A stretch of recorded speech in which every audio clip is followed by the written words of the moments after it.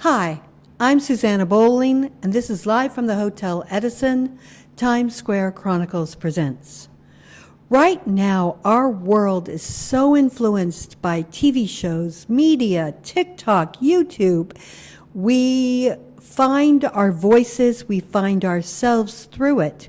And these voices influence us a great deal. For the LGBTQ community, there's a show called Heartstoppers that has given them a voice and made them question who they are and why are they like this. There's now a new book called Why Are We Like This? Stories of Transformation, and we're with one of the co-creators, George Hightower. Thank you so much for having me on your podcast, You're Suzanne. welcome. I appreciate it. Unfortunately, my co-author, Rowan Murphy, isn't able to be here today because he's already in London and organizing our big book launch event on November 7th. But he definitely sends his regards. Now, why are you launching the book launch in London and not New York? Sure. So basically, the Heartstopper book series was written by Alice Oseman, who resides in England, and the film series, the television series, was filmed close to outside of London. Some of the actors also live in London. The production company is also in the UK, so it made sense with so many iconic filming locations there as well to be able to have this event there, because part of the event is actually taking a tour to some of the most iconic filming locations from Heartstopper. Oh, wow. So knowing you for as long as I've known you, tours seem to run in your Yes, I have that. wheelbarrow. I have that in my blood, don't I? Yes, I wore this dress for you, actually. Thank you. So this is a 3-day event. It begins Friday evening, November 7th. It begins with an introduction dinner, and then we're all going to go see Joe Locke in a play called Clarkston. Joe Locke is one of the two principal leads in Heartstopper.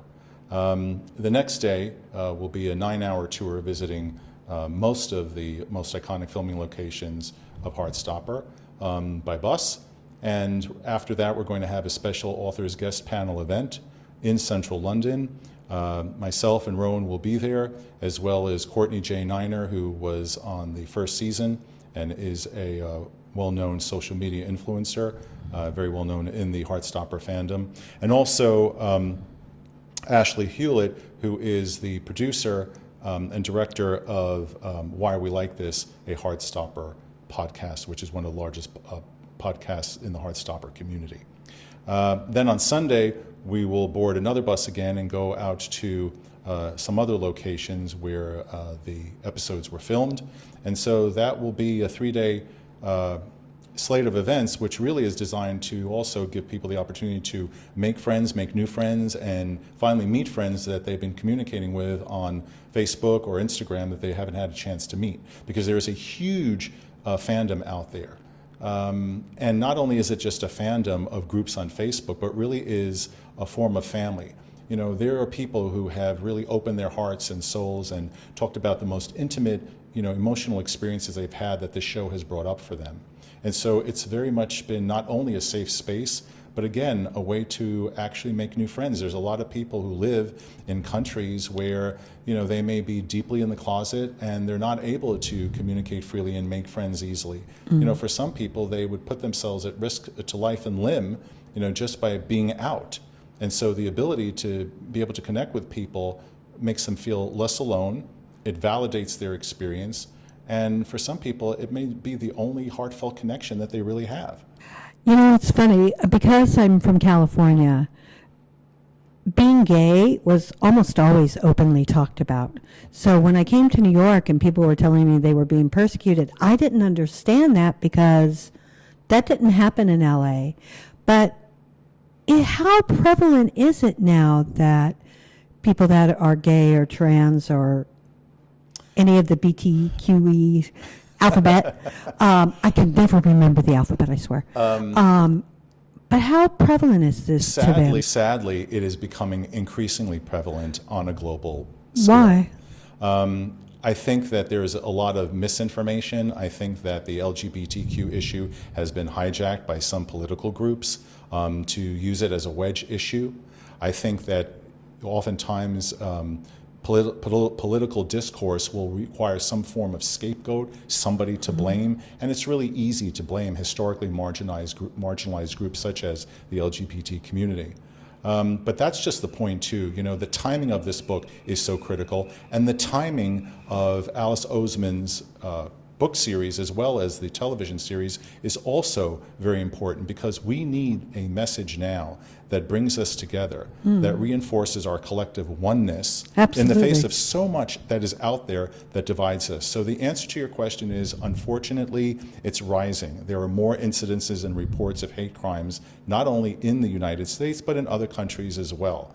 So again, the antidote to that, I think, is love. The antidote to so many issues of our day is love, and that is not only acceptance. And acceptance and compassion. And that's really at the core of what the Heartstopper book series and television show is about. And more importantly, it's about what this book is about. How long has Heartstoppers been playing? So Heartstopper has shown in 3 seasons, 8 episodes each on Netflix. Okay. It just finished wrapping its 4th season in the form of a Netflix feature film. So it's currently in post-production, and it is going to be released sometime next year. How many books? So there are a series of 6 books of Heartstopper books, but there are some additional books that are also part of the series that are not necessarily named Heartstopper. But again, you know, this has produced a flourishing community. Again, it is very, very rare. I mean, Heartstopper, the television series, was in the top 10 in 54 countries when it was first first released. It had an unprecedented 100% Rotten Tomatoes rating for the first season, second season, and third season. In the first 6 weeks alone, in the first season, as well as in the second season, it was seen at 104 million hours on Netflix. So we're talking huge numbers here. But again, it's not about the quantitative experience, right, in terms of those numbers. It's about how deeply personal and intimate people's responses have been, how much those responses have completely changed their lives, and in some instances, the lives of their loved ones as well. So this has had a huge catalytic effect, a really deeply, deeply transformative effect on people's lives, and that's what got us to write the book to begin with. You know, this all started last year, a year ago, when I had friends who were coming from Europe and other parts of the world to come and see Kit Connor, who was the other lead in Heartstopper, because he was starring in R&J. Right, Romeo and Juliet on Broadway. And so there, you know, sometimes you could wait for hours for him to come out to do stage door. And during that time, you know, many fans who were gathered were talking and sharing their experiences. And when I began to hear some of these stories that were absolutely incredible, some of them were just really powerful and poignant and frankly sometimes heart-wrenching as well. I said, you know what? These are stories that I want other people to hear, because ultimately they are inspiring stories, they are validating stories. I think readers will see themselves mirrored in some of the, you know, contributors and what they went through as well. And so I said, how can I, you know, remain silent in the face of so much growth, and at the same time in the face of so much pain as well? Well, if I remember correctly, you were really into Heartstoppers even the year before, when Joe Locke came to do Sweeney Todd. Right. So actually, that's how it started. And then he sat behind us. Yeah. That's true, right? At Carnegie Hall, when we actually had an exchange with Joe Locke. You're right. Oh no, Patti LuPone. Right. We had all gone to see Patti LuPone, and Joe was sitting behind us, ironically enough. So this all started because I put a group of people together.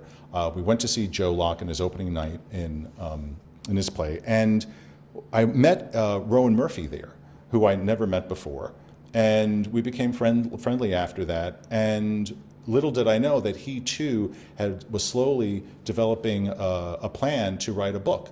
And so we joined forces, and we said, listen, with, you know, our mutual experience and training, et cetera, I think this book would be even better if the two of us joined forces. And that's exactly what we did. So we met at Joe Locke's play that night. Let people know your background. So I have a bachelor's degree from New York University and St. John's University in psychology. I have a master's degree in counseling psychology from the University of Santa Monica. So my background is in psychotherapy. I also had postgraduate work in transpersonal psychology and human potential development.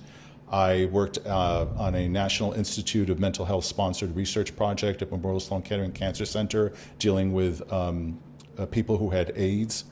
So I have a history of not only being involved with the LGBT community and trying to help them in whatever way that I can, but it's also something that is very close to my heart when something does come along, such as Heartstopper, that really helps to alleviate some of the suffering that people have in terms of, for example, fear about coming out. Confusion about their own sexual orientation or gender identity.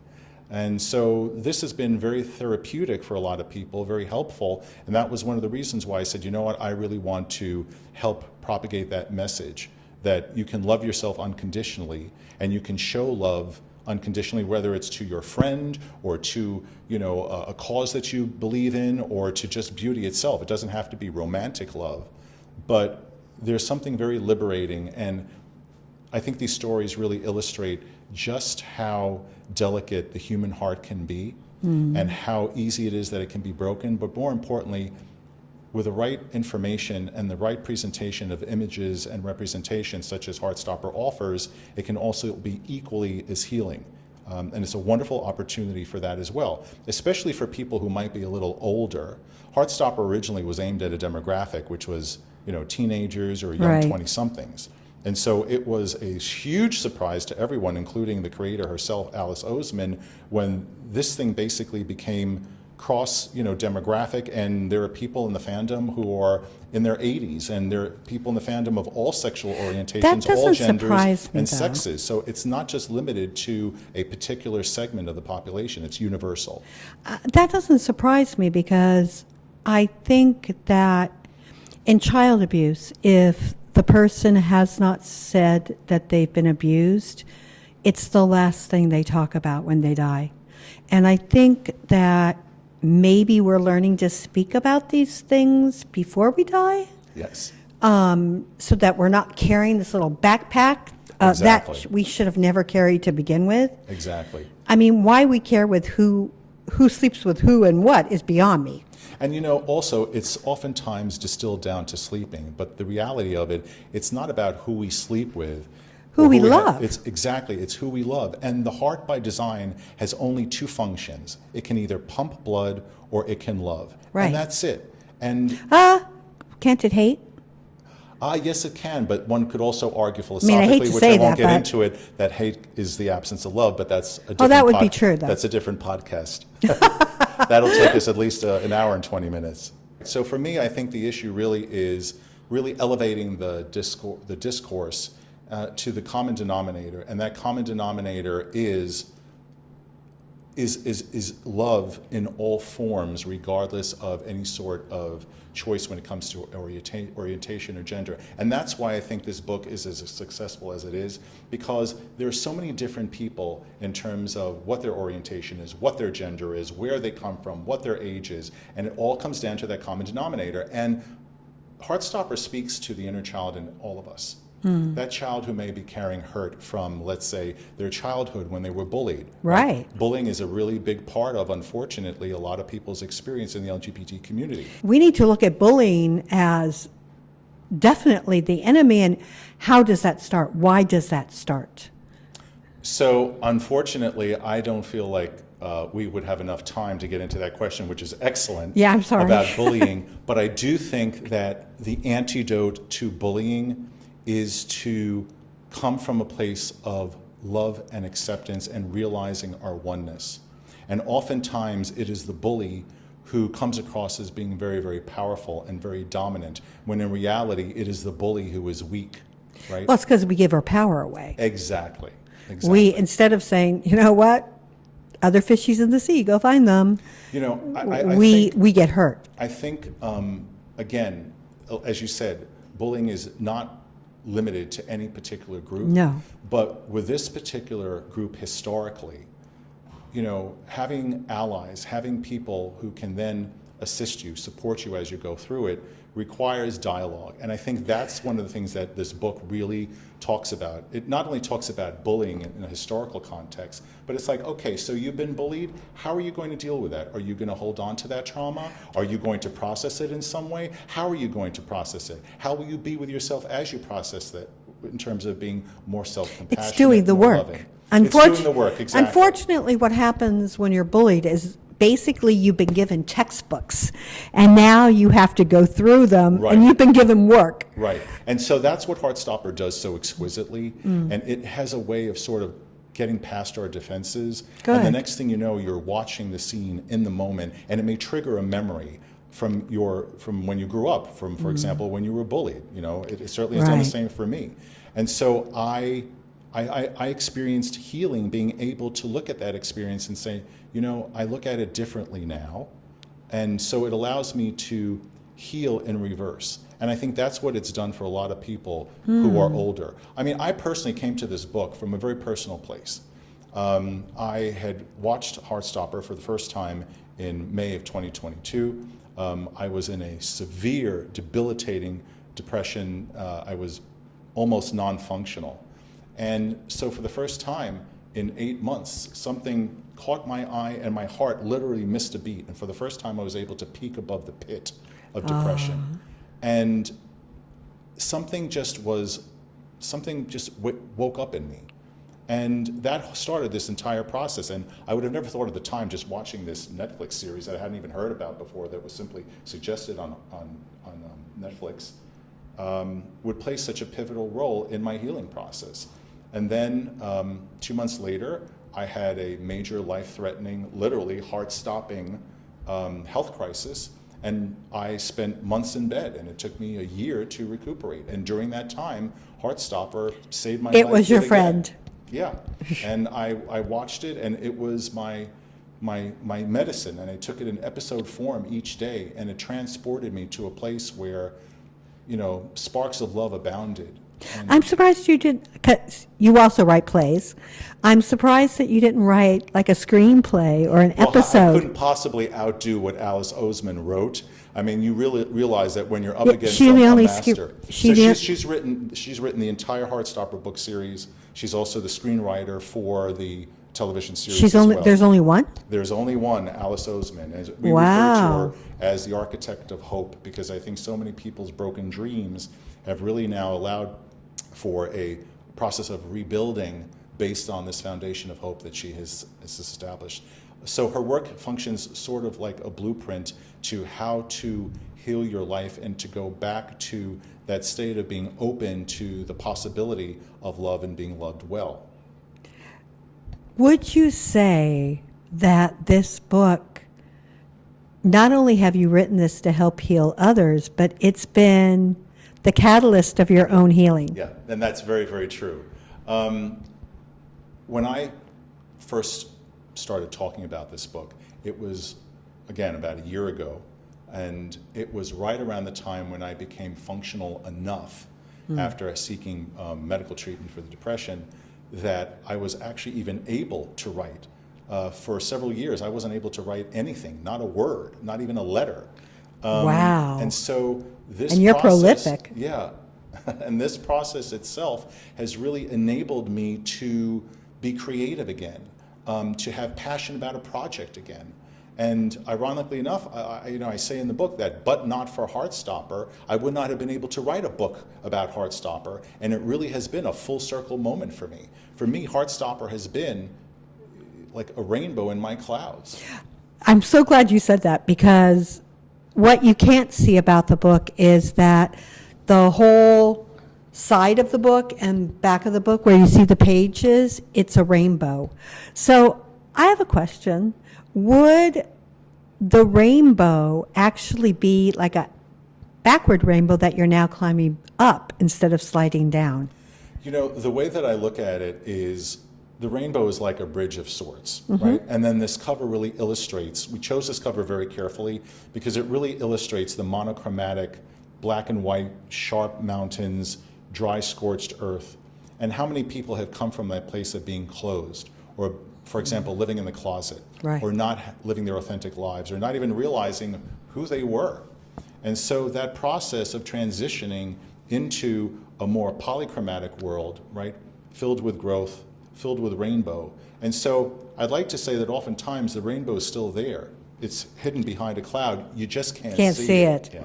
Absolutely. Well, that's why I said, isn't this like climbing up the rainbow instead of sliding down it? Exactly. And it has, and it does involve, the way that I look at it is when you get to the apex of the rainbow, it gives you a 360-degree view. You're able to see the clouds of the past and hopefully the clear skies of lovely. hope going forward. That's lovely. What would you like your audience that's going to be able to read this book on November 8th? So on November 8th, yes, the book will be released in a hardcover edition first at our London event, and then it'll be followed up by a softcover edition and an ebook version as well. But what do you want your audience to take away from it? I basically would like them to understand, first of all, there's a line that I write in the book, and I said, you are holding a rainbow of heart-shaped stories in your hands. And each page is the page of someone's heart. Notice the watermark of love on each page. And that really sums up not only the design of the book, but also the fact that people at the end of the day want to be loved. It's a human need, it's a universal human need. And also from that place of being loved and loved to well, love. I was going to say, and then they can also love from that place as well. So it's a bi-directional process.